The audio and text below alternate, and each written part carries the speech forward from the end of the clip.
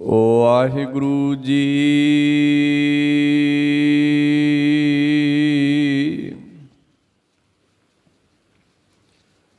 ਵਰ ਪਾਇੜਾ ਬਾਲੜੀਏ, ਆਸਾ ਮਨਸਾ ਪੂਰੀ ਰਾਮ। ਪਿਰ ਰਾਵਿਆੜੀ ਸ਼ਬਦ ਰਲੀ ਰਵ ਰਹਿਆ, ਨਹਿ ਦੂਰੀ ਰਾਮ। ਪ੍ਰਭ ਦੂਰ ਨ ਹੋਈ, ਘਟ ਘਟ ਸੋਈ, ਤਿਸ ਕੀ ਨਾਰ ਸਬਾਈ। ਆਪੇ ਰਸੀਆ ਆਪੇ ਰਾਵੇ, ਜਿਉ ਤਿਸ ਦੀ ਵਡਿਆਈ। ਅਮਰ ਅਡੋਲ ਅਮੋਲ ਅਪਾਰਾ, ਗੁਰ ਪੂਰੈ ਸਚ ਪਾਈਐ। ਨਾਨਕ ਆਪੇ ਜੋਗ ਸੰਜੋਗੀ,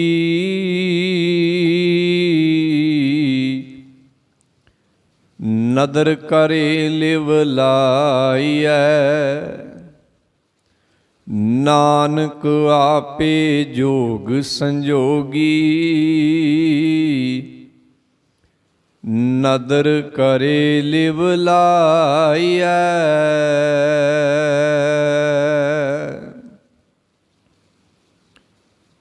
ਸਾਹਿਬ ਗੁਣੀ ਨਿਦਾਨ ਬਖਸ਼ਣਹਾਰ ਸਤਿਗੁਰੂ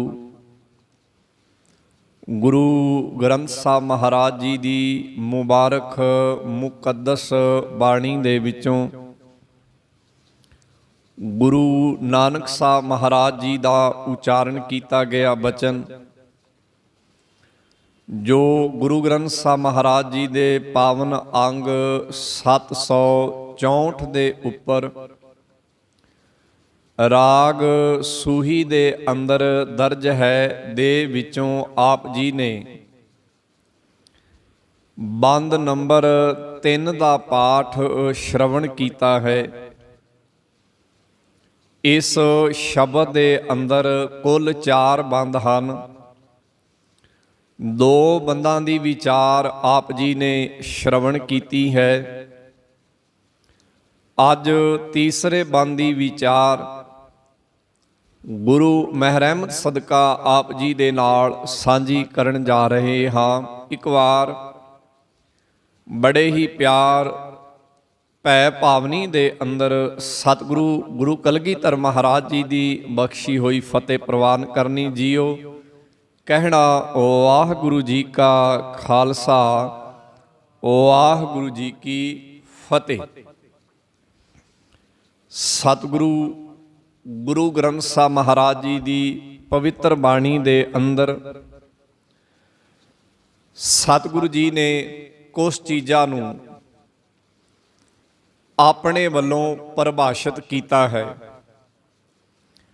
ਆਮ ਲੋਕਾਈ ਦੇ ਵਿੱਚ ਉਹਨਾਂ ਵਸਤਾਂ ਉਹਨਾਂ ਚੀਜ਼ਾਂ ਦੀ ਉਹ ਪਰਿਭਾਸ਼ਾ ਨਹੀਂ ਸੀਗੀ ਜੋ ਗੁਰੂ ਸਾਹਿਬ ਜੀ ਨੇ ਪਵਿੱਤਰ ਬਾਣੀ ਵਿੱਚ ਉਹਨਾਂ ਦੀ ਕੀਤੀ ਹੈ।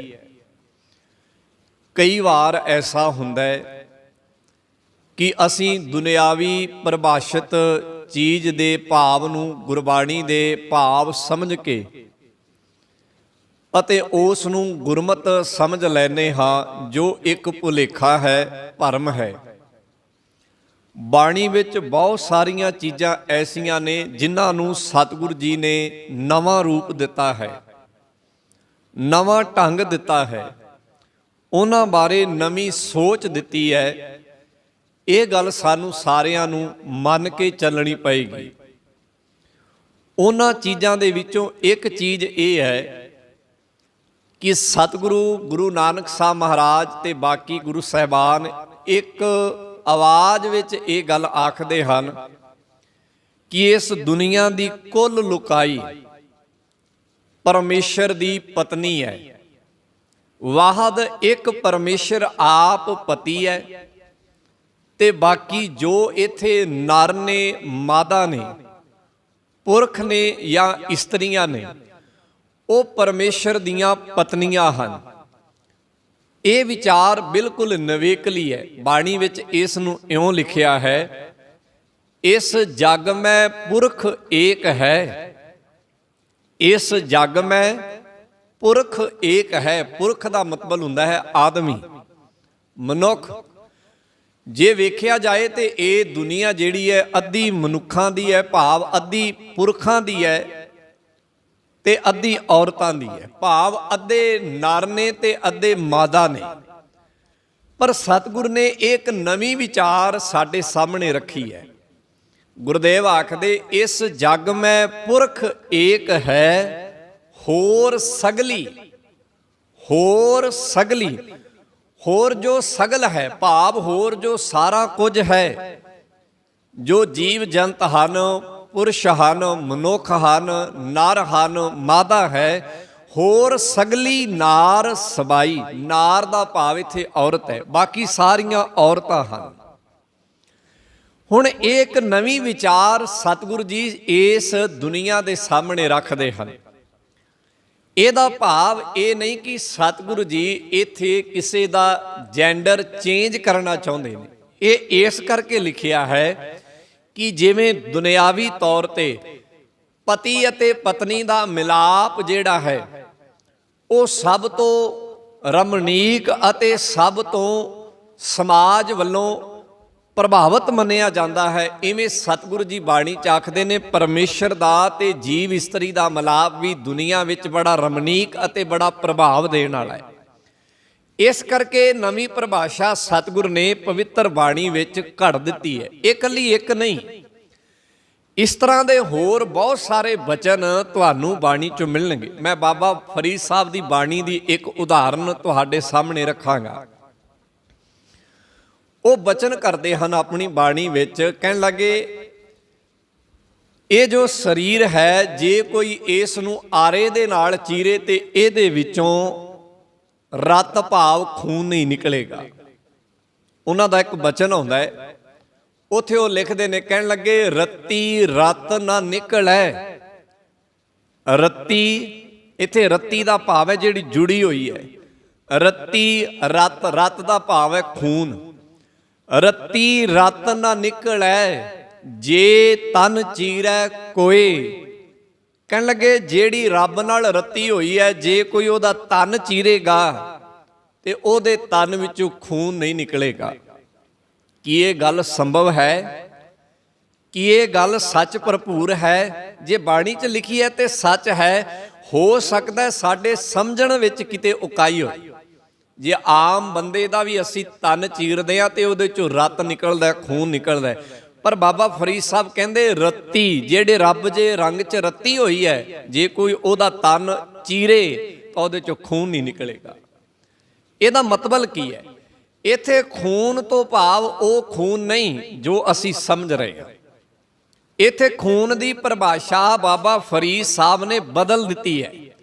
ਜਿਵੇਂ ਪਿੱਛੇ ਮੈਂ ਇੱਕ ਬਚਨ ਤੁਹਾਡੇ ਨਾਲ ਸਾਂਝਾ ਕਰਕੇ ਆਇਆ ਕਿ ਦੁਨੀਆ ਵਿੱਚ ਨਰ ਵੀ ਨੇ ਤੇ ਮਾਦਾ ਵੀ ਨੇ, ਦੋਵੇਂ ਨੇ, ਪਰ ਗੁਰੂਦੇਵ ਕਹਿੰਦੇ ਕੇਵਲ ਇੱਕ ਹੀ ਪੁਰਖ ਹੈ, ਬਾਕੀ ਸਾਰੀਆਂ ਜੀਵ ਇਸਤਰੀਆਂ ਨੇ। ਬਦਲ ਦਿੱਤਾ। ਇਵੇਂ ਇੱਥੇ ਵੀ ਸਤਿਗੁਰ ਨੇ ਇਸ ਗੱਲ ਨੂੰ ਬਦਲ ਦਿੱਤਾ ਹੈ। ਗੁਰੂਦੇਵ ਕਹਿੰਦੇ ਨੇ, ਕਹਿੰਦੇ ਰੱਤੀ ਰਤ ਨਾ ਨਿਕਲੈ। ਇੱਥੇ ਰਤ ਦਾ ਭਾਵ ਉਹ ਖੂਨ ਨਹੀਂ ਜੋ ਸਾਡੀਆਂ ਨਾੜਾਂ 'ਚ ਦੌੜ ਰਿਹਾ, ਉਹ ਨਹੀਂ। ਅੱਗੇ ਜਾ ਕੇ ਇਸ ਬਚਨ ਤੋਂ ਅੱਗੇ ਪੜ੍ਹੋਗੇ ਤਾਂ ਬਾਬਾ ਫਰੀਦ ਸਾਹਿਬ ਇਹ ਗੱਲ ਬਿਲਕੁਲ ਸਪਸ਼ਟ ਕਰ ਦਿੰਦੇ ਨੇ। ਉਹ ਕਹਿਣ ਲੱਗੇ, ਕਹਿੰਦੇ ਨੇ, ਤਿਤ ਤਨ ਲੋਭ ਰਤ ਨਾ ਹੋਏ। ਤਿਤ ਤਨ ਲੋਭ ਰਤ ਨਾ ਹੋਏ। ਕਹਿੰਦੇ ਜੋ ਰੱਬ ਦੇ ਰੰਗ ਵਿੱਚ ਰਤੀਆਂ ਨੇ, ਉਹਨਾਂ ਦੇ ਤਨ ਵਿੱਚ ਲਾਲਚ ਦਾ ਖੂਨ ਨਹੀਂ ਹੈ। ਭਾਵ ਬਾਬਾ ਫਰੀਦ ਸਾਹਿਬ ਦਾ ਇੱਥੇ ਸਾਡੀਆਂ ਨਾੜਾਂ ਵਿੱਚ ਵਹਿ ਰਹੇ ਖੂਨ ਤੋਂ ਨਹੀਂ, ਇੱਥੇ ਬਾਬਾ ਫਰੀਦ ਸਾਹਿਬ ਦਾ ਭਾਵ ਹੈ ਸਾਡੀ ਸੁਰਤ ਦੇ ਅੰਦਰ ਚੱਲ ਰਹੇ ਲਾਲਚ ਤੋਂ। ਉਹਨਾਂ ਨੇ ਉਸ ਨੂੰ ਖੂਨ ਮੰਨਿਆ। ਤੇ ਜੇ ਹੁਣ ਆਮ ਬੰਦਾ ਇਸ ਨੂੰ ਪੜ੍ਹੇਗਾ ਉਹ ਤੇ ਸੋਚੇਗਾ, ਉਹ ਇਹੀ ਕਹੇਗਾ ਕਿ ਬਾਬਾ ਫਰੀਦ ਸਾਹਿਬ ਨੇ ਇਹ ਵਚਨ ਠੀਕ ਨਹੀਂ ਲਿਖਿਆ ਕਿ ਦੁਨੀਆ 'ਚ ਕਿਹੜਾ ਉਹ ਬੰਦਾ ਹੈ ਜਿਹਦਾ ਤਨ ਚੀਰਿਆ ਜਾਏ ਤੇ ਉਹਦੇ 'ਚੋਂ ਖੂਨ ਨਾ ਨਿਕਲੇ। ਇੱਥੇ ਤਾਂ ਬੰਦਾ ਮਰ ਜਾਏ, ਉਹਦੇ ਤਨ ਨੂੰ ਤਾਂ ਚੀਰੀਏ ਤੇ ਤਾਂ ਉਹਦੇ 'ਚੋਂ ਖੂਨ ਨਿਕਲ ਆਉਂਦਾ ਹੈ। ਸੋ ਗੱਲ ਇੱਥੇ ਸਮਝਣ ਵਾਲੀ ਇਹ ਹੈ ਕਿ ਉਹਨਾਂ ਨੇ ਰਤ ਦਾ ਖੂਨ ਦੀ ਪਰਿਭਾਸ਼ਾ ਜਿਹੜੀ ਹੈ ਉਹ ਬਦਲ ਦਿੱਤੀ ਹੈ। ਫਿਰ ਦੁਬਾਰਾ ਸਮਝ ਲੈਣਾ, ਰਤੀ ਰਤ ਨਾ ਨਿਕਲੈ ਜੇ ਤਨ ਚੀਰੈ ਕੋਏ। ਤੇ ਕਿਹੜਾ ਰਤ ਨਹੀਂ ਨਿਕਲਦਾ? ਜਿਹੜੀ ਰੱਬ ਦੇ ਰੰਗ 'ਚ ਰਤੀ ਹੈ। ਗੁਰਦੇਵ ਕਹਿੰਦੇ ਨੇ ਤਿਤ ਤਨ ਲੋਭ ਰਤ ਨਾ ਹੋਏ। ਉਹਦੇ ਤਨ ਵਿੱਚ ਲਾਲਚ ਦਾ ਖੂਨ ਨਹੀਂ ਹੁੰਦਾ ਹੈ, ਭਾਵ ਉਹਦੇ ਸੁਭਾਅ 'ਚ ਲਾਲਚ ਨਹੀਂ ਹੈ। ਉਹ ਆਪਣਾ ਤਨ ਵੀ ਆਰੇ ਨਾਲ ਚਰਵਾ ਸਕਦਾ ਹੈ, ਪਰ ਲਾਲਚ ਖਾਤਰ ਉਹ ਆਪਣੀ ਜ਼ਮੀਰ ਨੂੰ ਵੇਚੇਗਾ ਨਹੀਂ। ਹੁਣ ਇਹ ਇੱਕ ਅਲੱਗ ਪਰਿਭਾਸ਼ਾ ਜਿਹੜੀ ਹੈ ਉਹ ਬਾਬਾ ਜੀ ਨੇ ਬਾਣੀ ਦੇ ਵਿੱਚ ਦੱਸ ਦਿੱਤੀ ਹੈ। ਇਵੇਂ ਬਾਣੀ ਨੂੰ ਪੜ੍ਹਦੇ ਜਾਓ, ਬਾਣੀ 'ਚ ਬਹੁਤ ਸਾਰੀਆਂ ਗੱਲਾਂ ਬਦਲਦੀਆਂ ਜਾਂਦੀਆਂ ਨੇ, ਉਹਨਾਂ ਦੀ ਪਰਿਭਾਸ਼ਾ ਬਦਲਦੀ ਜਾਂਦੀ ਹੈ, ਉਹਨਾਂ ਨੂੰ ਗੁਰਦੇਵ ਬਦਲਦੇ ਜਾਂਦੇ ਨੇ। ਲੋਕ ਉਹਨਾਂ ਬਾਰੇ ਜੋ ਸੋਚਦੇ ਸਨ, ਸਤਿਗੁਰੂ ਜੀ ਉਸ ਤੋਂ ਅਲੱਗ ਸੋਚਦੇ ਹਨ। ਇਹ ਮੈਂ ਕੇਵਲ 2 ਬਚਨ ਤੁਹਾਡੇ ਨਾਲ ਸਾਂਝੇ ਕੀਤੇ ਨੇ। ਜਦੋਂ ਅਸੀਂ ਬਾਣੀ ਦਾ ਸਹਿਜ ਪਾਠ ਕਰਾਂਗੇ, ਬਾਣੀ ਨੂੰ ਪੜਾਂਗੇ, ਇਸ ਤਰ੍ਹਾਂ ਦੇ ਬਹੁਤ ਸਾਰੇ ਵਿਚਾਰ ਜਿਹੜੇ ਹਨ ਸਤਿਗੁਰੂ ਜੀ ਪਾਵਨ ਬਾਣੀ 'ਚ ਨਵੇਂ ਤਰੀਕੇ ਦੇ ਨਾਲ ਲਿਖਦੇ ਜਾਂਦੇ ਹਨ, ਨਵੇਂ ਤਰੀਕੇ ਦੇ ਨਾਲ ਦੱਸਦੇ ਜਾਂਦੇ ਹਨ। ਇਹਦੇ ਵਿੱਚ ਹੀ ਇੱਕ ਗੱਲ ਹੋਰ ਮੈਂ ਉਦਾਹਰਣ ਤੌਰ ਤੇ ਸ਼ਾਮਲ ਕਰ ਦਵਾਂ। ਗੁਰੂ ਸਾਹਿਬ ਜੀ ਤੋਂ ਪਹਿਲਾਂ ਇਹ ਵਿਚਾਰ ਬੰਦਿਆਂ ਦੇ ਮਨ ਵਿੱਚ ਸੀ ਕਿ ਜਿਹੜਾ ਸੰਤ ਹੈ ਉਹ ਕੇਵਲ ਸੰਤ ਹੀ ਹੈ, ਜੋ ਭਗਤ ਹੈ ਕੇਵਲ ਉਹ ਭਗਤ ਹੀ ਹੈ, ਤੇ ਜੋ ਸਿਪਾਹੀ ਹੈ ਉਹ ਕੇਵਲ ਸਿਪਾਹੀ ਹੈ, ਜੋ ਸੈਨਿਕ ਹੈ ਉਹ ਕੇਵਲ ਸੈਨਿਕ ਹੀ ਹੈ। ਭਾਵੇਂ 2 ਚੀਜ਼ਾਂ ਅਲੱਗ-ਅਲੱਗ ਚੱਲਦੀਆਂ ਸਨ। ਪਰ ਜਦੋਂ ਸਾਡੇ ਸਤਿਗੁਰੂ ਸਾਹਿਬਾਨ ਆਏ, ਉਹਨਾਂ ਨੇ ਇਹਨਾਂ ਦੋਵਾਂ ਚੀਜ਼ਾਂ ਨੂੰ ਇੱਕ ਥਾਂ ਤੇ ਇਕੱਠਾ ਕਰ ਦਿੱਤਾ। ਕਹਿੰਦੇ 2 ਚੀਜ਼ਾਂ ਅਲੱਗ-ਅਲੱਗ ਨਹੀਂ ਹੈ, ਅਸਲ 'ਚ ਇੱਕ ਹੈ। ਗੁਰੂ ਸਾਹਿਬ ਤੋਂ ਪਹਿਲਾਂ ਦਾ ਸਾਹਿਤ ਪੜ੍ਹੋ, ਉਹ ਇਹਨਾਂ ਦੋਵਾਂ ਚੀਜ਼ਾਂ ਨੂੰ ਅਲੱਗ ਮੰਨ ਕੇ ਚੱਲਦੇ ਨੇ ਕਿ ਜਿਹੜਾ ਸਿਪਾਹੀ ਹੈ ਉਹਦਾ ਕੰਮ ਕੇਵਲ ਸਿਪਾਹੀ ਵਾਲਾ ਹੀ ਹੈ, ਉਹ ਸੰਤਤਾਈ ਨਹੀਂ ਕਰ ਸਕਦਾ, ਤੇ ਜਿਹੜਾ ਸੰਤ ਹੈ ਉਹ ਕੇਵਲ ਸੰਤ ਹੀ ਹੈ, ਉਹ ਸਿਪਾਹੀ ਪੂਣਾ ਨਹੀਂ ਕਰ ਸਕਦਾ। ਪਰ ਗੁਰਦੇਵ ਆਏ, ਉਹਨਾਂ ਨੇ ਇੱਕ ਨਵੀਂ ਚੀਜ਼ ਲੋਕਾਂ ਦੇ ਸਾਹਮਣੇ ਰੱਖੀ। ਕਹਿੰਦੇ ਨਹੀਂ, ਅੰਜਨ ਮਾਹੇ ਨਿਰੰਜਨ ਰਹੀ ਹੈ, ਅੰਜਨ ਮਾਹੇ ਨਿਰੰਜਨ ਰਹੀ ਹੈ। ਇੱਥੇ ਅੰਜਨ ਦਾ ਭਾਵ ਹੈ ਕਾਲਖ, ਮੈਲ। ਸਿਪਾਹੀ ਦੇ ਸਾਹਮਣੇ ਹਮੇਸ਼ਾ ਮੈਲ ਹੀ ਮੈਲ ਹੈ, ਪਰ ਉਹ ਉਸ ਮੈਲ ਵਿੱਚ ਵੀ ਨਿਰੰਜਨ ਰਹੇਗਾ, ਮੈਲ ਤੋਂ ਰਹਿਤ ਰਹੇਗਾ। ਭਾਵ ਦੋਵੇਂ ਚੀਜ਼ਾਂ ਇੱਕ ਤਾਂ ਤੇ ਇਕੱਠੀਆਂ ਕਰ ਦਿੱਤੀਆਂ ਕਿ ਇੱਕ ਮਨੁੱਖ ਇੱਕ ਸਮੇਂ ਵਿੱਚ ਸਿਪਾਹੀ ਵੀ ਹੋਏਗਾ ਤੇ ਉਸੇ ਸਮੇਂ ਵਿੱਚ ਸੰਤ ਵੀ ਹੋਏਗਾ। ਭਾਵ ਇੱਕ ਹੀ ਬੰਦੇ ਦੇ ਅੰਦਰ ਗੁਰਦੇਵ ਨੇ ਦੋਵੇਂ ਚੀਜ਼ਾਂ ਇਕੱਠੀਆਂ ਜੋੜ ਦਿੱਤੀਆਂ। ਇਸੇ ਨੂੰ ਇਉਂ ਲਿਖਿਆ, ਬ੍ਰਾਹਮਣ, ਖੱਤਰੀ, ਸ਼ੂਦ, ਵੈਸ਼, ਉਪਦੇਸ਼ 4 ਵਰਨਾ ਕੋ ਸਾਂਝਾ। ਗੁਰੂ ਦਾ ਉਪਦੇਸ਼ ਸਾਂਝੀ ਵਾਲਤਾ ਦਾ ਸਾਂਝਾ ਹੈ। ਉਹ ਅਲੱਗ-ਅਲੱਗ ਕਰਕੇ ਅਲੱਗ-ਅਲੱਗ ਬੰਦਿਆਂ ਨੂੰ ਅਲੱਗ-ਅਲੱਗ ਉਪਦੇਸ਼ ਨਹੀਂ ਦਿੰਦਾ ਹੈ। ਸੋ ਇੱਕ ਤੀਜੀ ਨਵੇਕਲੀ ਗੱਲ ਸੀ। ਗੁਰੂ ਸਾਹਿਬ ਤੋਂ ਪਹਿਲਾਂ ਬੰਦਿਆਂ ਦੇ ਉਪਦੇਸ਼ ਬੰਦਿਆਂ ਦੇ ਹਿਸਾਬ ਨਾਲ ਅਲੱਗ-ਅਲੱਗ ਸਨ।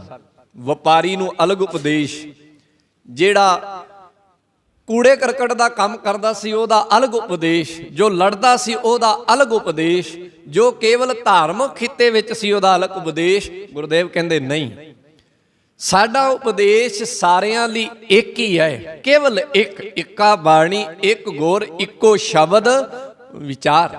ਸੋ ਇੱਕ ਨਵੀਂ ਗੱਲ ਜਿਹੜੀ ਹੈ ਉਹਦੀ ਘਾੜਤ ਗੁਰੂ ਨੇ ਕਰੀ। ਮੈਂ ਇਸ ਕਰਕੇ ਇਹ ਬਚਨ ਤੁਹਾਡੇ ਨਾਲ ਸਾਂਝਾ ਕੀਤਾ। ਜਿਸ ਸ਼ਬਦ ਦੀ ਅਸੀਂ ਅੱਜ ਵਿਚਾਰ ਕਰਨ ਜਾ ਰਹੇ ਹਾਂ, ਉਸ ਸ਼ਬਦ ਦੇ ਅੰਦਰ ਸਤਿਗੁਰੂ ਜੀ ਨੇ ਇੱਕ ਨਵੀਂ ਵਿਚਾਰ ਇਸ ਦੁਨੀਆ ਦੇ ਸਾਹਮਣੇ ਰੱਖੀ ਕਿ ਇਸ ਸੰਸਾਰ ਵਿੱਚ ਕੇਵਲ ਇੱਕ ਪਰਮਾਤਮਾ ਹੀ ਪੁਰਖ ਹੈ, ਬਾਕੀ ਸਾਰੀਆਂ ਉਹਦੀਆਂ ਪਤਨੀਆਂ ਨੇ, ਮਾਦਾ ਨੇ, ਉਹਦੀਆਂ ਪਤਨੀਆਂ ਨੇ। ਇੱਕ ਨਵੀਂ ਵਿਚਾਰ। ਵੈਸੇ ਅਸੀਂ ਪੁਰਖ ਹਾਂ, ਇਸ ਦੁਨੀਆ ਦੀ ਅੱਧੀ ਜਨਤਾ ਪੁਰਖ ਹੈ ਤੇ ਅੱਧੀ ਮਾਦਾ ਹੈ, ਪਰ ਇਹ ਗੁਰਦੇਵ ਦੇ ਸਮਝਾਉਣ ਦਾ ਇੱਕ ਢੰਗ ਹੈ, ਸਾਨੂੰ ਦੱਸਣ ਦਾ ਇੱਕ ਢੰਗ ਹੈ। ਅੱਜ ਦੇ ਬਚਨ 'ਚ ਗੁਰਦੇਵ ਆਖਦੇ ਹਨ ਕਹਿੰਦੇ ਵਰ ਪਾਇੜਾ ਬਾਲੜੀਏ। ਬਾਲੜੀਏ ਕਹਿੰਦੇ ਨੇ ਬਚੜੀ ਨੂੰ, ਭਾਵ ਜੋ ਅਜੇ ਜਵਾਨ ਹੋਈ ਹੈ।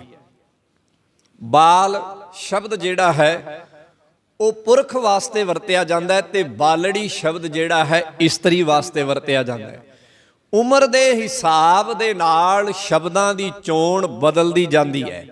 ਜਦੋਂ ਬੰਦਾ 60 ਤੋਂ ਉੱਪਰ ਚਲਾ ਜਾਂਦਾ ਹੈ ਤੇ ਉਸੇ ਹੀ ਬੰਦੇ ਵਾਸਤੇ ਸ਼ਬਦ ਜਿਹੜਾ ਹੈ, ਜੇ ਪੁਰਖ ਹੈ ਤੇ ਬੁੱਢਾ ਆ ਜਾਂਦਾ ਹੈ ਤੇ ਜੇ ਔਰਤ ਹੈ ਤੇ ਬੁੱਢੜੀ ਆ ਜਾਂਦਾ ਹੈ। ਭਾਵ ਉਮਰ ਦੇ ਲਿਹਾਜ਼ ਨਾਲ ਸ਼ਬਦਾਂ ਦੀ ਚੋਣ ਹੁੰਦੀ ਹੈ। ਬਾਣੀ ਵਿੱਚ ਵੀ ਇਸ ਤਰ੍ਹਾਂ ਹੀ ਹੈ।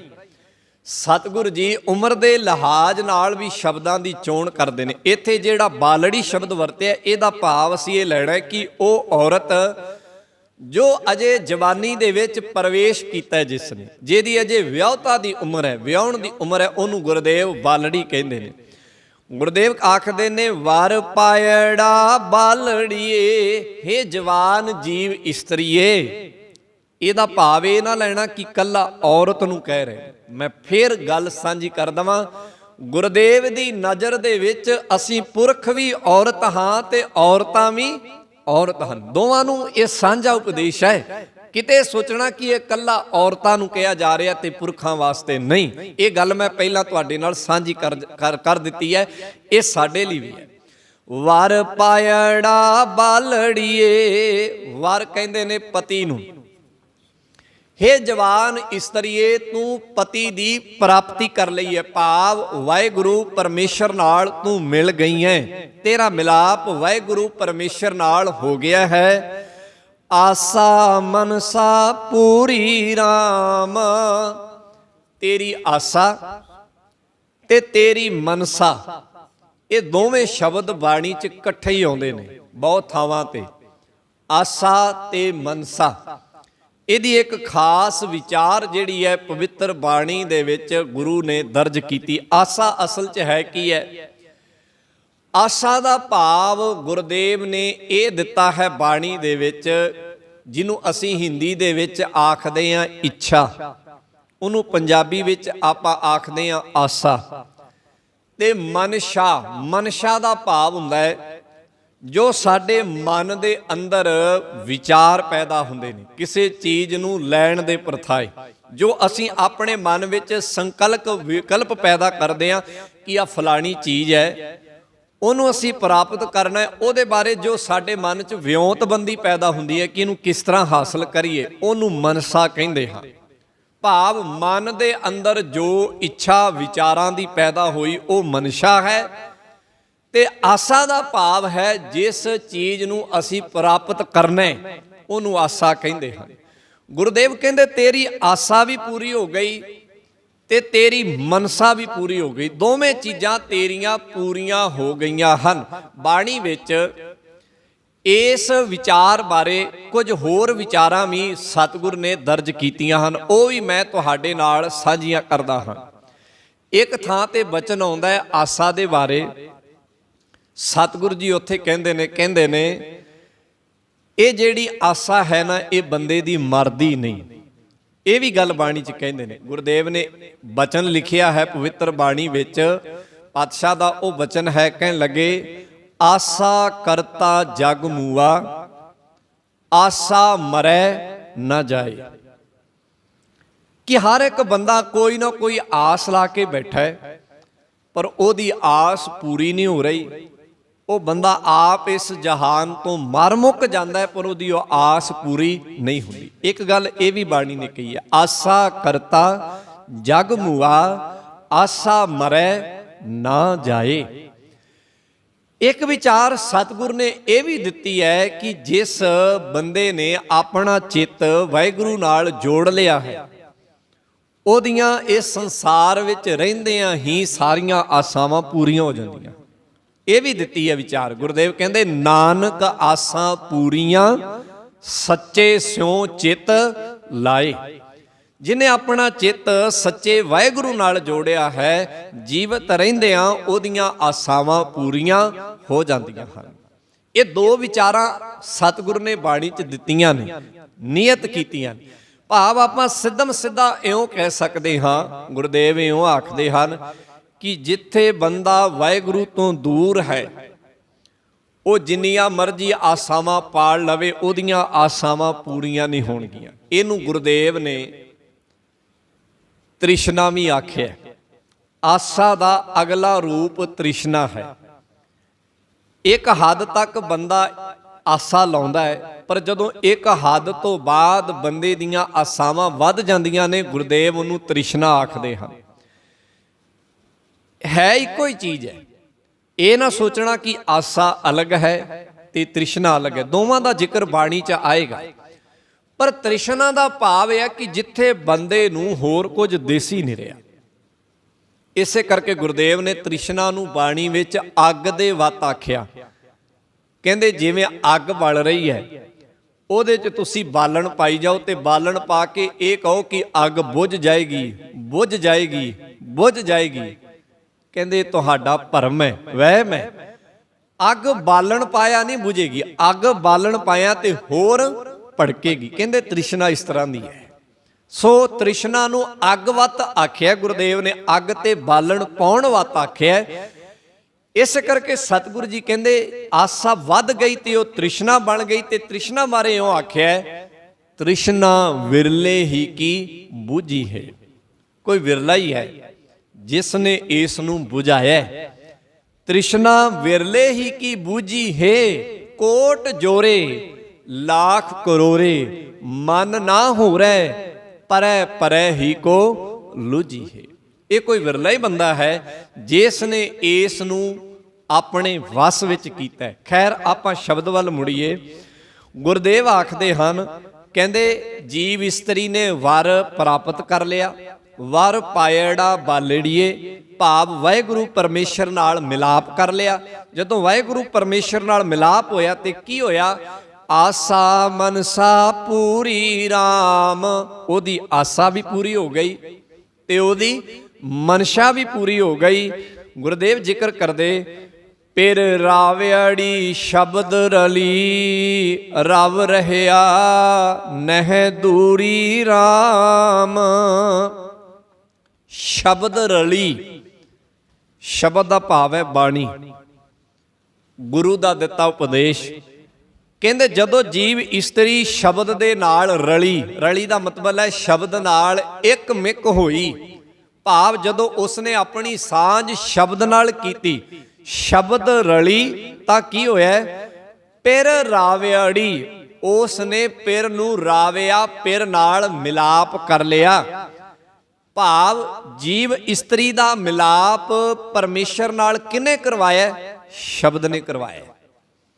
ਸ਼ਬਦ ਤੋਂ ਬਿਨਾ ਹੋਰ ਕੋਈ ਵਿਚੋਲਾ ਨਹੀਂ ਹੈ ਜੋ ਜੀਵ ਇਸਤਰੀ ਦਾ ਮਿਲਾਪ ਵਾਹਿਗੁਰੂ ਦੇ ਨਾਲ ਕਰਾ ਸਕੇ। ਜਿਵੇਂ ਸੰਸਾਰਕ ਤੌਰ ਤੇ ਅਸੀਂ ਧੀ ਦੇ ਵਾਸਤੇ ਵਰ ਟੋਲਦੇ ਹਾਂ, ਪੁੱਤਰ ਦੇ ਵਾਸਤੇ ਕੋਈ ਵਧੂ ਟੋਲਦੇ ਹਾਂ, ਤਾਂ ਉਹਦੇ ਵਿੱਚ ਕੋਈ ਵਿਚੋਲਾ ਹੁੰਦਾ ਜਿਹੜਾ ਦੋਵਾਂ ਧਿਰਾਂ ਨੂੰ ਆਪਸ ਵਿੱਚ ਜੋੜਦਾ, ਗੱਲ ਨੇੜੇ ਲਾਉਂਦਾ ਹੈ। ਕਹਿੰਦੇ ਇਵੇਂ ਹੀ ਜੀਵ ਇਸਤਰੀ ਵਾਹਿਗੁਰੂ ਦੇ ਨੇੜੇ ਲੱਗੀ ਹੈ ਤੇ ਵਿੱਚ ਵਿਚੋਲਾ ਕੌਣ ਹੈ? ਸ਼ਬਦ ਹੈ। ਭਾਵ ਜੀਵ ਇਸਤਰੀ ਤੇ ਵਾਹਿਗੁਰੂ ਦੇ ਵਿੱਚ ਵਿਚੋਲੇ ਦਾ ਕੰਮ ਕਿਹਨੇ ਕੀਤਾ ਹੈ? ਸ਼ਬਦ ਨੇ ਕੀਤਾ ਹੈ। ਇਹਦੇ ਬਾਰੇ ਬਾਣੀ ਚੋਂ ਅਸੀਂ ਬਚਨ ਵੀ ਪੜ੍ਹਦੇ ਹਾਂ, ਜੈਸਾ ਸਤਿਗੁਰ ਸੁਣੀਂਦਾ ਤੈਸੋ ਹੀ ਮੈਂ ਡੀਠ। ਕਦੀ ਮੈਂ ਸੁਣਿਆ ਸੀ ਲੋਕਾਂ ਦੇ ਕੋਲੋਂ ਕਿ ਗੁਰੂ ਵਿਚੋਲਾ ਹੀ, ਤੇ ਐਸਾ ਵਿਚੋਲਾ ਹੀ ਜਿਹੜਾ ਦੋ ਧਿਰਾਂ ਨੂੰ ਆਪਸ ਵਿੱਚ ਜੋੜ ਦਿੰਦਾ ਹੈ। ਜੈਸਾ ਸਤਿਗੁਰ ਸੁਣੀਂਦਾ, ਪਹਿਲਾਂ ਸੁਣਿਆ ਹੀ ਸੀਗਾ, ਲੋਕੀ ਗੱਲਾਂ ਕਰਦੇ ਸਨ ਕਿ ਗੁਰੂ ਐਵੇਂ ਦਾ ਹੈ, ਪਰ ਕਹਿਣ ਲੱਗੇ ਅੱਜ ਮੈਂ ਵੇਖ ਵੀ ਲਿਆ, ਅੱਜ ਮੈਂ ਡਿੱਠ ਵੀ ਲਿਆ। ਜੈਸਾ ਸਤਿਗੁਰ ਸੁਣੀਂਦਾ ਤੈਸੋ ਹੀ ਮੈਂ ਡੀਠ। ਡੀਠ ਦਾ ਮਤਲਬ ਹੈ ਵੇਖਿਆ, ਤੱਕਿਆ। ਕੀ ਤੇ ਵੇਖਿਆ ਤੇ ਕੀ ਤੱਕਿਆ? ਵਿਛੜਿਆ ਮਿਲੇ ਪ੍ਰਭੂ। ਜਿਹੜੇ ਵਿਛੜੇ ਹੋਏ ਸਨ, ਗੁਰੂ ਨੇ ਉਹਨਾਂ ਨੂੰ ਪ੍ਰਭੂ ਦੇ ਨਾਲ ਜੋੜ ਦਿੱਤਾ। ਵਿਛੜਿਆ ਮਿਲੇ ਪ੍ਰਭੂ, ਹਰ ਦਰਗਾਹ ਕਾ ਬਸੀਠ। ਹਰ ਨਾਮੋ ਮੰਤਰ ਦਰੜਾਏ ਦਾ, ਕੱਟੇ ਹਉਮੈ ਰੋਗ, ਨਾਨਕ ਸਤਿਗੁਰ ਤਿਨਾ ਮਿਲਾਇਆ, ਜਿਨ ਧੁਰੇ ਪਿਆ ਸੰਜੋਗ। ਸੋ ਬੇਨਤੀ ਨੂੰ ਫਿਰ ਸਮਝੋ। ਗੁਰਦੇਵ ਕਹਿਣ ਲੱਗੇ ਜੀਵ ਇਸਤਰੀ ਦਾ ਪਰਮੇਸ਼ਰ ਨਾਲ ਮਿਲਾਪ ਸ਼ਬਦ ਨੇ ਕਰਵਾਇਆ। ਮੈਂ ਕਈ ਵਾਰ ਅੱਗੇ ਵੀ ਸਾਖੀਆਂ ਦੀ ਇਹ ਗੱਲ ਤੁਹਾਡੇ ਨਾਲ ਸਾਂਝੀ ਕੀਤੀ ਹੈ। ਬਾਬਾ ਗੁਰੂ ਨਾਨਕ ਸਾਹਿਬ ਜੀ ਦੀਆਂ ਸਾਖੀਆਂ ਅਸੀਂ ਪੜ੍ਹਦੇ ਹਾਂ, ਸੁਣਦੇ ਹਾਂ, ਆਨੰਦ ਲੈਂਦੇ ਹਾਂ, ਰਸ ਲੈਂਦੇ ਹਾਂ। ਉਹਦੇ 'ਚ ਇੱਕ ਗੱਲ ਬੜੀ ਕਮਾਲ ਦੀ ਹੈ ਕਿ ਗੁਰੂ ਸਾਹਿਬ ਕਿਤੇ ਵੀ ਗਏ, ਉਹਨਾਂ ਨੂੰ ਕੋਈ ਚੰਗਾ ਬੰਦਾ ਮਿਲਿਆ, ਕੋਈ ਮਾੜਾ ਮਿਲਿਆ, ਕੋਈ ਧਰਮ ਵੇਤਾ ਮਿਲਿਆ ਤੇ ਕੋਈ ਪਾਪ ਵੇਤਾ ਮਿਲਿਆ, ਉਹ ਇੱਕ ਹੀ ਗੱਲ ਭਾਈ ਮਰਦਾਨਾ ਜੀ ਨੂੰ ਕਹਿੰਦੇ ਹੁੰਦੇ ਸਨ ਜਦੋਂ ਬੰਦੇ ਦੇ ਕੋਲ ਖੜਦੇ, ਕਹਿਣਾ ਭਾਈ ਜੀ ਰਵਾਬ ਵਜਾਓ, ਬਾਣੀ ਆਈ ਹੈ। ਇਸ ਭਾਵ ਨੂੰ ਅਸੀਂ ਸਮਝ ਨਹੀਂ ਪਾਏ। ਭਾਵ ਗੁਰੂ ਸਾਹਿਬ ਜੀ ਨੇ ਜਿੱਥੋਂ ਵੀ ਗੱਲ ਸ਼ੁਰੂ ਕੀਤੀ ਸ਼ਬਦ ਤੋਂ ਕੀਤੀ, ਬਾਣੀ ਤੋਂ ਕੀਤੀ। ਇਸੇ ਕਰਕੇ ਸਾਖੀਆਂ 'ਚ ਵਾਰ-ਵਾਰ ਇਹ ਜ਼ਿਕਰ ਆਇਆ, ਭਾਈ ਜੀ ਰਵਾਬ ਵਜਾਓ, ਬਾਣੀ ਆਈ ਹੈ। ਇਹਦਾ ਮਤਲਬ ਹੈ ਗੁਰੂ ਨਾਨਕ ਸਾਹਿਬ ਸੱਚੇ ਪਾਤਸ਼ਾਹ ਮਹਾਰਾਜ ਨੇ ਬਾਣੀ ਤੋਂ ਉੱਪਰ ਕਿਸੇ ਚੀਜ਼ ਨੂੰ, ਸ਼ਬਦ ਤੋਂ ਉੱਪਰ ਕਿਸੇ ਚੀਜ਼ ਨੂੰ ਪ੍ਰਵਾਨ ਨਹੀਂ ਕੀਤੇ।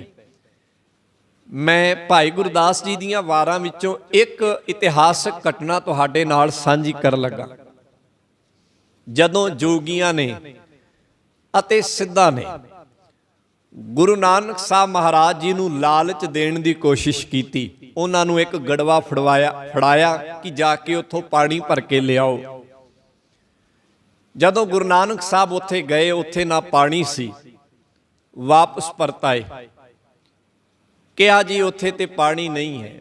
ਜੋਗੀਆਂ ਪੁੱਛਿਆ ਉੱਥੇ ਕੀ ਹੈ? ਕਹਿਣ ਲੱਗੇ ਇਸ ਗੱਲ ਦਾ ਸਾਨੂੰ ਨਹੀਂ ਪਤਾ, ਜਿਸ ਪਦਾਰਥ ਨੂੰ ਲੈਣ ਲਈ ਤੁਸਾਂ ਨੇ ਸਾਨੂੰ ਭੇਜਿਆ ਸੀ ਉਹ ਉੱਥੇ ਨਹੀਂ ਹੈ।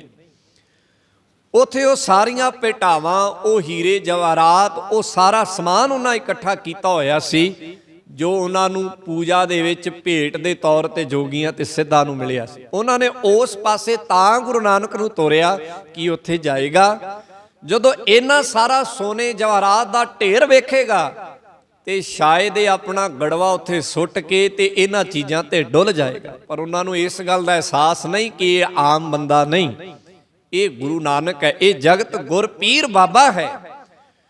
ਸੋ ਇਸ ਤੋਂ ਅੱਗੇ ਉਹ ਜੋਗੀ ਇੰਨੇ ਕੁ ਪ੍ਰਭਾਵਿਤ ਹੋਏ, ਉਹਨਾਂ ਮਨ 'ਚ ਸੋਚਿਆ ਕਿ ਇਸ ਨੂੰ ਪੁੱਛਿਆ ਜਾਏ ਕਿ ਇਹ ਸਾਰਾ ਕੁਝ ਤੂੰ ਕਿਵੇਂ ਹਾਸਲ ਕੀਤਾ। ਇਹ ਇੰਨੀ ਦ੍ਰਿੜਤਾ, ਇੰਨੀ ਪਰਪੱਕਤਾ, ਇੰਨਾ ਸਬਰ, ਇੰਨਾ ਸੰਤੋਖ, ਇਹ ਇੰਨਾ ਅਡਿੱਗ ਅਡੋਲ ਨਿਸ਼ਚਾ ਤੈਨੂੰ ਕਿੱਥੋਂ ਆਇਆ? ਇਹ ਕਿਹੜੀ ਚੀਜ਼ ਨੇ ਤੈਨੂੰ ਦਿੱਤਾ? ਇੰਨੇ ਸਾਲ ਹੋ ਗਏ ਸਾਨੂੰ ਇੱਥੇ ਪਹਾੜਾਂ 'ਚ ਰਹਿੰਦਿਆਂ ਨੂੰ, ਕਦੀ ਪੁੱਠੇ ਲਟਕ ਜਾਂਦੇ ਆ, ਕਦੀ ਸਿੱਧੇ ਲਟਕ ਜਾਂਦੇ ਆ, ਕਦੀ ਪਾਣੀ 'ਚ ਵੜ ਜਾਂਦੇ ਆ, ਕਦੀ ਬਰਫ਼ 'ਚ ਨੰਗੇ ਬਹਿ ਜਾਂਦੇ ਆ, ਕਦੀ ਅੱਗ ਦੇ ਲਾਗੇ ਨੰਗੇ ਬਹਿ ਜਾਂਦੇ ਆ। ਇਹੋ ਜਿਹਾ ਸਬਰ ਤੇ ਇੰਨੀ ਕਠਿਨ ਤਪ ਕਰਨ ਤੋਂ ਬਾਅਦ ਅਸੀਂ ਵੀ ਹਾਸਲ ਨਹੀਂ ਕਰ ਸਕਗੇ, ਤੂੰ ਕਿੱਥੋਂ ਹਾਸਲ ਕੀਤਾ? ਸਾਨੂੰ ਦੱਸ। ਤਾਂ ਉਹਨਾਂ ਜੋਗੀਆਂ ਨੇ ਗੁਰੂ ਨਾਨਕ ਸਾਹਿਬ ਮਹਾਰਾਜ ਨੂੰ ਇੱਕ ਸਵਾਲ ਕੀਤਾ ਇਸ ਪ੍ਰਥਾਏ, ਜਿਹੜਾ ਭਾਈ ਗੁਰਦਾਸ ਜੀ ਨੇ ਲਿਖਿਆ। ਉਹ ਕਹਿਣ ਲੱਗੇ, ਸਿੱਧ ਪੁੱਛਣ ਸੁਣ ਨਾਨਕਾ, ਤੂੰ ਜਗ ਨੂੰ ਕੀ ਕਰਾਮਾਤ ਵਿਖਾਈ, ਕਿਜ ਵਿਖਾਲੇ ਅਸਾਂ ਨੂੰ ਕਿਉਂ ਢਿੱਲ ਅਵੇ ਹੀ ਲਾਈ। ਦੇਰ ਨਾ ਕਰ, ਸਾਨੂੰ ਦੱਸ। ਅਸੀਂ ਉਮਰ ਦੇ ਅਖੀਰਲੇ ਪੜਾਅ ਤੇ ਆ, ਸਾਡੇ ਚੋਂ ਕੋਈ 100 ਸਾਲ ਦਾ, ਕੋਈ 120 ਸਾਲਾਂ ਦਾ, ਕੋਈ 80 ਸਾਲਾਂ ਦਾ, ਪਤਾ ਨਹੀਂ ਕਦੋਂ ਅੱਖਾਂ ਮੀਟ ਜਾਣੀਆਂ ਨੇ, ਅਸੀਂ ਵੀ ਉਸ ਕਰਾਮਾਤ ਨੂੰ ਗ੍ਰਹਿਣ ਕਰ ਸਕੀਏ। ਕਿਉਂਕਿ ਜੋਗੀ ਕਰਾਮਾਤ 'ਚ ਬੜਾ ਵਿਸ਼ਵਾਸ ਕਰਦੇ ਸਨ, ਇਸੇ ਕਰਕੇ ਉਹਨਾਂ ਨੇ ਆਪਣੀ ਸ਼ਬਦਾਵਲੀ 'ਚ ਗੁਰੂ ਨਾਨਕ ਨੂੰ ਆਖਿਆ। ਤਾਂ ਗੁਰੂ ਨਾਨਕ ਸਾਹਿਬ ਨੇ ਅੱਗਿਓਂ ਜਿਹੜਾ ਜਵਾਬ ਦਿੱਤਾ ਉਹ ਬੜਾ ਕਾਬਿਲੇ ਤਾਰੀਫ ਸੀਗਾ। ਗੁਰੂਦੇਵ ਕਹਿੰਦੇ ਬਾਬਾ ਆਖੇ ਨਾਥ ਜੀ, ਬਾਬਾ ਆਖੇ ਨਾਥ ਜੀ, ਅਸ ਵੇਖਣ ਜੋਗੀ ਵਸਤ ਨਾ ਕਾਈ। ਸਾਡੇ ਕੋਲ ਕਰਾਮਾਤ ਨਾਂ ਦੀ ਕੋਈ ਚੀਜ਼ ਨਹੀਂ। ਜੇ ਤੁਸੀਂ ਸੋਚਦੇ ਹੋ ਕਿ ਇਹ ਕੋਈ ਕਰਾਮਾਤ ਹੈ, ਇਹ ਕੋਈ ਕਰਾਮਾਤ ਨਹੀਂ। ਜੋਗੀ ਪੁੱਛਦੇ ਫਿਰ ਕੀ ਹੈ, ਸਿੱਧ ਪੁੱਛਦੇ ਫਿਰ ਕੀ ਹੈ। ਤਾਂ ਗੁਰੂ ਨਾਨਕ ਸਾਹਿਬ ਸੱਚੇ ਪਾਤਸ਼ਾਹ ਕਹਿਣ ਲੱਗੇ, ਗੁਰਬਾਣੀ ਸੰਗਤ ਬਿਨਾ ਦੂਜੀ ਓਟ ਨਹੀਂ ਹੈ ਰਾਈ। ਰਾਈ ਤੁਸੀਂ ਸਮਝਦੇ ਹੋ, ਇੱਕ ਹੁੰਦੀ ਹੈ ਸਰੋਂ, ਇੱਕ ਰਾਈ ਸਰੋਂ ਹੁੰਦੀ ਹੈ ਜਿਹਦੇ ਦਾਣੇ ਸਰੋਂ ਦੇ ਦਾਣਿਆਂ ਨਾਲੋਂ ਵੀ ਬਰੀਕ ਨੇ। ਗੁਰਦੇਵ ਕਹਿੰਦੇ ਸਰੋਂ ਦੇ ਦਾਣੇ ਜਿੰਨਾ ਵੀ ਸਾਡਾ ਹੋਰ ਕਿਸੇ ਤੇ ਭਰੋਸਾ ਨਹੀਂ ਹੈ, ਰਾਈ ਦੇ ਦਾਣੇ ਜਿੰਨਾ ਵੀ ਸਾਡਾ ਹੋਰ ਕਿਸੇ ਤੇ ਭਰੋਸਾ ਨਹੀਂ ਹੈ। ਅਸੀਂ ਤੇ ਦੋ ਚੀਜ਼ਾਂ ਤੇ ਯਕੀਨ ਕਰਦੇ ਹਾਂ, ਇੱਕ ਗੁਰਬਾਣੀ ਤੇ ਸ਼ਬਦ ਤੇ ਦੂਜਾ ਗੁਰਬਾਣੀ ਦੀ ਸ਼ਬਦ ਦੀ ਸੰਗਤ ਤੇ। ਸੋ ਇਹ ਸਾਖੀਆਂ ਦੇ ਵਿੱਚੋਂ ਸਾਨੂੰ ਇਹ ਹੁਲਾਰਾ ਮਿਲਦਾ ਹੈ ਕਿ ਇੱਕ ਸਿੱਖ ਦੀ ਨਿਗਾਹ ਦੇ ਵਿੱਚ ਸ਼ਬਦ ਤੋਂ ਉੱਪਰ ਹੋਰ ਕੋਈ ਚੀਜ਼ ਨਹੀਂ ਹੈ। ਤੇ ਜੇ ਕਿਤੇ ਉਹ ਮੰਨੀ ਬੈਠਾ ਹੈ ਕਿ ਸ਼ਬਦ ਤੋਂ ਉੱਪਰ ਵੀ ਕੁਝ ਹੈ, ਤਾਂ ਫਿਰ ਬਾਬਾ ਕਬੀਰ ਸਾਹਿਬ ਦਾ ਉਹ ਬਚਨ ਹਮੇਸ਼ਾ ਯਾਦ ਰੱਖੋ। ਬਾਬਾ ਕਬੀਰ ਸਾਹਿਬ ਨੇ ਕਿਹਾ ਕਿ ਜੇ ਕਿਸੇ ਸਿੱਖ ਨੇ ਇਹ ਸੋਚ ਲਿਆ ਜਾਂ ਇਹ ਮੰਨ ਲਿਆ ਹੈ ਕਿ ਸ਼ਬਦ ਤੋਂ ਉੱਪਰ ਕੋਈ ਚੀਜ਼ ਹੈ, ਸ਼ਬਦ ਤੋਂ ਅਲੱਗ ਕੋਈ ਚੀਜ਼ ਹੈ, ਤਾਂ ਬਾਬਾ ਕਬੀਰ ਸਾਹਿਬ ਕਹਿੰਦੇ ਨੇ, ਕਬੀਰ ਸਾਚਾ ਸਤਿਗੁਰ ਕਿਆ ਕਰੇ। ਹੁਣ ਇੱਥੇ ਗੁਰੂ ਕੀ ਕਰੇ, ਇੱਥੇ ਸ਼ਬਦ ਕੀ ਕਰੇ? ਸਾਚਾ ਸਤਿਗੁਰ ਕਿਆ ਕਰੇ, ਜੋ ਸਿੱਖਾਂ ਮੈਂ ਚੂਕ। ਚੂਕ ਦਾ ਮਤਲਬ ਤੁਹਾਨੂੰ ਸਾਰਿਆਂ ਨੂੰ ਪਤਾ ਹੀ ਹੈ, ਟੇਢ। ਜਦੋਂ ਸਿੱਖ ਦੇ ਅੰਦਰ ਹੀ ਟੇਢਾਪਨ ਆ ਗਿਆ ਹੈ, ਟੇਢਾਪਨ ਕਿ ਉਹ ਸ਼ਬਦ ਤੋਂ ਉੱਪਰ ਕਿਸੇ ਹੋਰ ਚੀਜ਼ ਨੂੰ ਸਮਝਣ ਲੱਗ ਪਿਆ ਹੈ ਕਿ ਸ਼ਬਦ ਤੋਂ ਉੱਪਰ ਵੀ ਕੋਈ ਚੀਜ਼ ਹੈ, ਤਾਂ ਬਾਬਾ ਕਬੀਰ ਸਾਹਿਬ ਕਹਿੰਦੇ, ਮੈਨੂੰ ਤੇ ਇਉਂ ਲੱਗਦਾ ਹੈ ਅੰਧੇ ਏਕ ਨਾ ਜਾਣੇ ਜੋ ਬਾਂਸ ਵਜਾਈਐ ਫੂਕ। ਇਹ ਤੇ ਬਾਂਸ ਵਿੱਚ ਫੂਕਾਂ ਮਾਰਨ ਵਾਲੀ ਗੱਲ ਹੈ। ਬਾਂਸ 'ਚ ਕੋਈ ਫੂਕ ਮਾਰੇ ਨਾ ਤੇ ਉਹਦੇ 'ਚ ਕੋਈ ਆਵਾਜ਼ ਨਹੀਂ ਆਉਂਦੀ।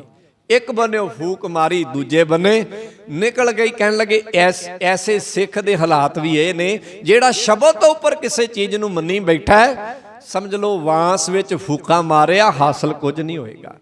ਤੋ ਬਚਨ ਫਿਰ ਸਾਂਝਾ ਕਰ ਦਵਾ, ਕਬੀਰ ਸਾਚਾ ਸਤਿਗੁਰ ਕਿਆ ਕਰੈ, ਜੋ ਸਿੱਖਾਂ ਮੈਂ ਚੂਕ, ਅੰਧੇ ਏਕ ਨਾ ਲੱਗ ਗਈ, ਜਿਉ ਬਾਂਸ ਬਜਾਈਐ ਫੂਕ। ਤੋ ਅੱਜ ਦੇ ਬਚਨ 'ਚ ਵੀ ਉਹੀ ਗੱਲ ਆਈ। ਕਹਿੰਦੇ ਜੀਵ ਇਸਤਰੀ ਨੇ ਵਾਹਿਗੁਰੂ ਨਾਲ ਮਿਲਾਪ ਕੀਤਾ ਹੈ, ਤੇ ਇਹਦੇ ਵਿੱਚ ਵਿਚੋਲਾ ਕੋਈ ਬੰਦਾ ਨਹੀਂ, ਇਹਦੇ 'ਚ ਵਿਚੋਲਾ ਕੋਈ ਦੁਨੀਆ ਦਾ ਅਖੌਤੀ, ਆਪਣੇ ਆਪ ਨੂੰ ਅਖਾਉਣ ਵਾਲਾ ਗੁਰੂ ਨਹੀਂ। ਇਹਦੇ ਵਿੱਚ ਕੇਵਲ ਤੇ ਕੇਵਲ ਸ਼ਬਦ ਹੈ। ਸ਼ਬਦ ਨੇ ਜੀਵ ਇਸਤਰੀ ਨੂੰ ਵਾਹਿਗੁਰੂ ਨਾਲ ਮਿਲਾਪ ਦਿੱਤਾ। ਗੁਰਦੇਵ ਜ਼ਿਕਰ ਕਰਦੇ ਨੇ, ਕਹਿੰਦੇ ਪਿਰ ਰਾਵੜੀ ਸ਼ਬਦ ਰਲੀ, ਰਵ ਰਿਆ ਨੈ ਦੂਰੀ ਰਾਮ, ਪ੍ਰਭ ਦੂਰ ਨ ਹੋਈ। ਹੁਣ ਸ਼ਬਦ ਦੀ ਬਰਕਤ ਸਦਕਾ ਵਾਹਿਗੁਰੂ ਦੂਰ ਮਹਿਸੂਸ ਨਹੀਂ ਹੁੰਦਾ। ਪ੍ਰਭ ਦੂਰ ਨ ਹੋਈ, ਘਟ ਘਟ ਸੋਈ। ਹਰ ਇੱਕ ਘਟ ਵਿੱਚੋਂ ਵਾਹਿਗੁਰੂ ਨਜ਼ਰੀ ਪੈ ਰਿਹਾ ਹੈ। ਤਿਸ ਕੀ ਨਾਰ ਸਬਾਈ, ਇਉਂ ਮਹਿਸੂਸ ਹੁੰਦਾ ਹੈ ਕਿ ਇਸ ਦੁਨੀਆ ਦਾ ਹਰ ਇੱਕ ਜੀ ਜੰਤ ਵਾਹਿਗੁਰੂ ਦੀ ਨਾਰ ਹੈ, ਉਹਦੀ ਔਰਤ ਹੈ, ਉਹਦੀ ਪਤਨੀ ਹੈ। ਇੱਥੇ ਪੁਰਖ ਕੀ ਹੈ, ਮਰਦ ਕੀ ਹੈ, ਉਹਦੀਆਂ ਸਾਰੀਆਂ ਕੀ ਨੇ, ਜੀਵ ਇਸਤਰੀਆਂ ਹਨ। ਆਪੇ ਰਸੀਆ ਆਪੇ ਰਾਵੇ, ਉਹ ਵਾਹਿਗੁਰੂ ਆਪ ਰਸੀਆ ਹੈ। ਰਸੀਆ ਦਾ ਮਤਲਬ ਹੁੰਦਾ ਰਸ ਲੈਣ ਵਾਲਾ। ਜਿਵੇਂ ਭੌਰਾ ਕਮਲ ਦੇ ਫੁੱਲ ਦਾ ਰਸੀਆ ਹੈ, ਜਿਵੇਂ ਮੱਛੀ ਪਾਣੀ ਦੀ ਰਸੀਆ ਹੈ। ਇਸ ਦੁਨੀਆ ਵਿੱਚ ਹਰ ਇੱਕ ਚੀਜ਼ ਨੂੰ ਕਿਸੇ ਨਾ ਕਿਸੇ ਚੀਜ਼ ਦਾ ਰਸ ਹੈ। ਜਿਵੇਂ ਹਿਰਨ ਘੰਡੇ ਹੇੜੇ ਦੀ ਆਵਾਜ਼ ਦਾ ਰਸੀਆ ਹੈ। ਘੰਡੇ ਹੇੜੇ ਦੀ ਆਵਾਜ਼ ਵੱਜਦੀ ਹੈ ਤੇ ਹਿਰਨ ਜਿਹੜਾ ਹੈ ਉਹਦੀ ਆਵਾਜ਼ ਤੇ ਰਸ ਵਿੱਚ ਮੰਤਰ ਮੁਗਧ ਹੋ ਜਾਂਦਾ ਹੈ। ਜਿਵੇਂ ਹਾਥੀ ਹੈ, ਉਹ ਕਾਲਬੂਤ ਦੀ ਹਸਤਨੀ ਦਾ ਰਸੀਆ ਹੈ। ਹਰ ਕਿਸੇ ਨੂੰ ਕਿਸੇ ਨਾ ਕਿਸੇ ਚੀਜ਼ ਦਾ ਰਸ ਹੈ। ਕਹਿੰਦੇ ਐਵੇਂ ਵਾਹਿਗੁਰੂ ਵੀ ਰਸੀਆ ਹੈ, ਉਹਨੂੰ ਵੀ ਕਿਸੇ ਖਾਸ ਚੀਜ਼ ਦਾ ਰਸ ਹੈ। ਉਹ ਰਸ ਕਿਹਦਾ ਹੈ? ਉਹ ਹੈ ਆਪਣੇ ਭਗਤਾਂ ਦਾ। ਉਹਨਾਂ ਨਾਲ ਪ੍ਰੇਮ ਕਰਦਾ ਹੈ, ਪਿਆਰ ਕਰਦਾ ਹੈ। ਭਗਤਾਂ ਦੇ ਪ੍ਰੇਮ ਦਾ ਰਸ ਵਾਹਿਗੁਰੂ ਨੂੰ ਹੈ। ਤਾਂ ਗੁਰਦੇਵ ਕਹਿੰਦੇ ਆਪੇ ਰਸੀਆ, ਉਹ ਵਾਹਿਗੁਰੂ ਆਪ ਰਸੀਆ ਹੈ। ਆਪਣੇ ਭਗਤਾਂ ਦਾ ਪ੍ਰੇਮ ਦਾ ਰਸ ਉਹ ਮੰਨਦਾ ਹੈ। ਆਪੇ ਰਾਵੈ, ਉਹ ਆਪ ਹੀ ਇਹਨਾਂ ਨੂੰ ਰਾਵਦਾ ਹੈ, ਇਹਨਾਂ ਨਾਲ ਮਿਲਦਾ ਹੈ। ਜਿਉ ਤਿਸ ਦੀ ਵਡਿਆਈ, ਇਹ ਉਹਦੀ ਵਡਿਆਈ ਹੈ, ਇਹ ਉਹਦੀ ਮਹਿਰਮਤ ਹੈ, ਉਹਦੀ ਬਖਸ਼ਿਸ਼ ਹੈ। ਅਮਰ ਅਡੋਲ ਅਮੋਲ ਅਪਾਰਾ, ਉਹ ਵਾਹਿਗੁਰੂ ਅਮਰ ਹੈ, ਮਰਦਾ ਨਹੀਂ। ਅਡੋਲ ਹੈ, ਉਹ ਡੋਲਦਾ ਨਹੀਂ। ਅਮੋਲ ਹੈ, ਉਹਦਾ ਕੋਈ ਮੁੱਲ ਨਹੀਂ। ਅਪਾਰਾ, ਉਹ ਅਪਾਰ ਹੈ, ਉਹਦਾ ਕੋਈ ਪਾਰਲਾ ਪਾਸਾ ਨਹੀਂ ਪਾਇਆ ਜਾ ਸਕਦਾ। ਗੁਰ ਪੂਰੇ ਸੱਚ ਪਾਈਐ, ਇਹ ਤੇ ਗੁਰੂ ਪੂਰੇ ਦੀ ਬਦੌਲਤ ਹੀ ਇਹ ਪਤਾ ਲੱਗਦਾ ਹੈ। ਇਹ ਸਮਝ ਪੈਂਦੀ ਹੈ, ਇਹ ਗੱਲ ਸੁਰਤ ਵਿੱਚ ਟਿਕਦੀ ਹੈ ਕਿ ਵਾਹਿਗੁਰੂ ਬੜਾ ਅਡੋਲ ਹੈ, ਉਹ ਬੜਾ ਅਮੋਲ ਹੈ, ਉਹ ਬੜਾ ਅਪਾਰ ਹੈ, ਉਹ ਮਰਦਾ ਤੇ ਜੰਮਦਾ ਨਹੀਂ। ਇਹ ਗੱਲ ਸ਼ਬਦ ਦੁਆਰਾ ਹੀ ਸਮਝ ਪੈਂਦੀ ਹੈ। ਅਖੀਰ ਚ ਗੁਰਦੇਵ ਜ਼ਿਕਰ ਕਰਦੇ, ਆ ਨਾਨਕ ਆਪੇ ਜੋਗ ਸੰਜੋਗੀ, ਨਦਰ ਕਰੇ ਲਿਵ ਲਾਈਐ। ਹੇ ਨਾਨਕ, ਉਹ ਵਾਹਿਗੁਰੂ ਆਪ ਹੀ ਮਿਲਾਪ ਦਾ ਸੰਜੋਗ ਬਣਾਉਂਦਾ। ਜਿਵੇਂ ਆਪਾਂ ਧੀ ਦਾ ਜਾਂ ਪੁੱਤ ਦਾ ਰਿਸ਼ਤਾ ਕਰਨਾ ਹੋਏ ਤੇ ਆਪਾਂ ਇੱਕ ਖਿਆਲ ਮਨ 'ਚ ਰੱਖਦੇ ਹਾਂ ਕਿ ਜਿੱਥੇ ਇਹਦੇ ਸੰਜੋਗ ਹੋਣਗੇ ਉੱਥੇ ਰਿਸ਼ਤਾ ਜੁੜ ਜਾਏਗਾ। ਆਪਾਂ ਹੀ ਗੱਲ ਕਹਿੰਦੇ ਹਾਂ। ਇਹ ਧਿਆਨ, ਇਹ ਗੱਲ ਸਾਡੀ ਸੁਰਤ 'ਚ ਟਿਕੀ ਹੁੰਦੀ ਹੈ। ਇਵੇਂ ਕਹਿੰਦੇ ਉਹ ਵਾਹਿਗੁਰੂ ਆਪ ਹੀ ਜਦੋਂ ਸੰਜੋਗ ਹੋਇਆ ਤੇ ਆ ਕੇ ਤੁਹਾਨੂੰ ਮਿਲ ਪਏਗਾ। ਭਾਵ ਇਹਦਾ ਇਹ ਹੈ ਕਿ ਬਾਣੀ ਕਹਿੰਦੀ ਹੈ ਧੱਕੇ ਦੇ ਨਾਲ ਕੋਈ ਉਹਦੇ ਨਾਲ ਨਹੀਂ ਮਿਲ ਸਕਦਾ। ਜੇ ਆਪਾਂ ਕਹੀਏ ਕਿ ਲੈ ਭਈ ਆਪਾਂ ਹੱਠ ਧਾਰਨ ਕਰ ਲਿਆ ਕਿ ਅੱਜ ਉਹਨੂੰ ਮਿਲਣਾ ਹੈ ਤੇ ਮਿਲਣਾ ਹੀ ਹੈ, ਕਹਿੰਦੇ ਐਸਾ ਨਹੀਂ। ਗੁਰਮਤਿ ਇਸ ਗੱਲ ਦੀ ਮਨਾਹੀ ਕਰਦੀ ਹੈ, ਇਹਨੂੰ ਮਨ ਹੱਠ ਕਹਿੰਦੀ ਹੈ। ਗੁਰਮਤਿ ਕਹਿੰਦੀ ਹੈ ਮਨ ਹੱਠ ਹੈ, ਤੇ ਮਨ ਹੱਠ ਬਾਰੇ ਬਚਨ ਹੈ, ਮਨ ਹੱਠ ਕਿਨੈ ਨਾ ਪਾਇਆ, ਬਹੁ ਥੱਕੇ ਕਰਮ ਕਮਾਏ ਜਿਉ। ਭਾਵੇਂ ਤੂੰ ਬਹੁਤੇ ਕਰਮ ਕਰਕੇ ਵੇਖ ਲਾ, ਮਨ ਹੱਠ ਨਾਲ ਉਹ ਨਹੀਂ ਮਿਲਦਾ, ਉਹ ਤੇ ਮਨ ਦੇ ਪ੍ਰੇਮ ਨਾਲ ਮਿਲਦਾ ਹੈ। ਤੋ ਜਿਵੇਂ ਸਾਡੀ ਧਾਰਨਾ ਇਹ ਹੈ ਕਿ ਧੀ ਦੇ ਪੁੱਤਰ ਦੇ ਸੰਜੋਗ ਜਿੱਥੇ ਹੋਣਗੇ ਉੱਥੇ ਉਹ ਚਲੀ ਜਾਏਗੀ, ਉਹਨੂੰ ਸਹਿਜੇ ਹੀ ਉਹ ਵਰ ਮਿਲ ਜਾਏਗਾ। ਇਵੇਂ ਗੁਰਦੇਵ ਕਹਿੰਦੇ, ਨਾਨਕ ਆਪੇ ਜੋਗ ਸੰਜੋਗੀ। ਨਾਨਕ ਜਿੱਥੇ ਉਹਨੇ ਮਿਲਾਪ ਦੇ ਸੰਜੋਗ ਜੋੜੇ ਹੋਏ ਨਾ, ਉਦੋਂ ਹੀ ਜੀਵ ਇਸਤਰੀ ਨੇ ਉਹਦੇ ਨਾਲ ਮਿਲ ਪੈਣਾ। ਨਦਰ ਕਰੇ ਲਿਵ ਲਾਈਐ, ਜਦੋਂ ਆਪਣੀ ਮਿਹਰ ਦੀ ਨਦਰ ਕਰੇਗਾ ਤੇ ਸਾਡੀ ਲਿਵ, ਸਾਡੀ ਸੁਰਤ ਉਹਦੇ ਨਾਲ ਜੁੜ ਜਾਏਗੀ। ਸੋ ਅਖੀਰ ਤੇ ਸਤਿਗੁਰ ਨੇ ਆਪਣੀ ਗੱਲ ਇੱਥੇ ਖਤਮ ਕੀਤੀ, ਜੋ ਗੁਰਮਤਿ ਦਾ ਇੱਕ ਖਾਸ ਸੰਕਲਪ ਹੈ ਕਿ ਗੁਰਮਤਿ ਕਹਿੰਦੀ ਹੈ ਇੱਥੇ ਧੱਕੇ ਦੇ ਨਾਲ ਕੁਝ ਵੀ ਹਾਸਲ ਕੀਤਾ ਨਹੀਂ ਜਾ ਸਕਦਾ। ਗੁਰਮਤਿ ਨੇ ਹਰ ਇੱਕ ਚੀਜ਼ ਨੂੰ ਬਖਸ਼ਿਸ਼ ਤੇ ਨਿਰਭਰ ਕੀਤਾ ਹੈ ਕਿ ਵਾਹਿਗੁਰੂ ਦੀ ਬਖਸ਼ਿਸ਼ ਹੋਏਗੀ ਤੇ ਇਹ ਮਿਲ ਜਾਏਗਾ, ਵਾਹਿਗੁਰੂ ਦੀ ਬਖਸ਼ਿਸ਼ ਨਹੀਂ ਤੇ ਇਹ ਮਿਲੇਗਾ ਨਹੀਂ। ਪਰ ਮੈਂ ਅੱਗੇ ਵੀ ਇੱਕ ਦਿਨ ਇਹ ਗੱਲ ਸਾਂਝੀ ਕੀਤੀ ਸੀ, ਇਹਦਾ ਮਤਲਬ ਇਹ ਨਹੀਂ ਕਿ ਅਸੀਂ ਆਪਣਾ ਉਦਮ ਛੱਡ ਦੇਣਾ। ਗੁਰਮਤਿ ਇਹ ਵੀ ਨਹੀਂ ਕਹਿੰਦੀ ਕਿ ਉਦਮ ਨਾ ਛੱਡ, ਤੇ ਇਉਂ ਬਾਣੀ ਵਿੱਚੋਂ ਪੜ੍ਹ ਕੇ ਕਿ ਲੈ ਵੀ ਗੁਰੂ ਸਾਹਿਬ ਨੇ ਕਹਿ ਦਿੱਤਾ ਵੀ ਜਦੋਂ ਬਖਸ਼ਿਸ਼ ਹੋਏਗੀ ਮਿਲ ਪਏਗਾ, ਨਹੀਂ। ਗੁਰਬਾਣੀ ਕਹਿੰਦੀ ਤੂੰ ਆਪਣਾ ਉਦਮ ਜਾਰੀ ਰੱਖ, ਸਹਿਜੇ ਸਹਿਜੇ ਉਹਦੀ ਜਦੋਂ ਬਖਸ਼ਿਸ਼ ਹੋਈ ਤੇ ਤੈਨੂੰ ਉਸ ਭੰਡਾਰੇ ਵਿੱਚੋਂ ਕੋਈ ਨਾ ਕੋਈ ਦਾਤ ਜ਼ਰੂਰ ਮਿਲੇਗੀ, ਤੇ ਜਦੋਂ ਮਿਲੇਗੀ ਉਸ ਦਾ ਤੈਨੂੰ ਪਤਾ ਵੀ ਲੱਗੇਗਾ ਨਹੀਂ। ਇਹ ਸੰਕਲਪ ਜਿਹੜਾ ਹੈ ਬਾਣੀ ਨੇ ਸਾਡੀ ਝੋਲੀ ਵਿੱਚ ਪਾਇਆ ਹੈ। ਅਸੀਂ ਸਹਿਜਤਾ ਦੇ ਨਾਲ, ਪ੍ਰੇਮ ਦੇ ਨਾਲ ਆਪਣੇ ਰਸਤੇ ਦੇ ਉੱਪਰ ਚੱਲਦੇ ਰਹਿਣਾ ਹੈ, ਸ਼ਬਦ ਦੇ ਦੁਆਰਾ, ਸ਼ਬਦ ਦੀ ਰਹਿਨੁਮਾਈ ਦੇ ਦੁਆਰਾ। ਸੋ ਸਤਿਗੁਰੂ ਜੀ ਕਿਰਪਾ ਕਰਨ, ਹੋਈਆਂ ਭੁੱਲਾਂ ਗਲਤੀਆਂ ਦੀ ਖਿਮਾ ਆਪ ਬਖਸ਼ਣਹਾਰ ਹੋਣ ਦੇ ਨਾਤੇ ਬਖਸ਼ਿਸ਼ ਕਰ ਦੇਣ। ਪਿਆਰ ਸਹਿਤ ਸਭਨਾਂ ਨੇ ਕਹਿਣਾ ਜੀਓ। ਵਾਹਿਗੁਰੂ ਜੀ ਕਾ ਖਾਲਸਾ,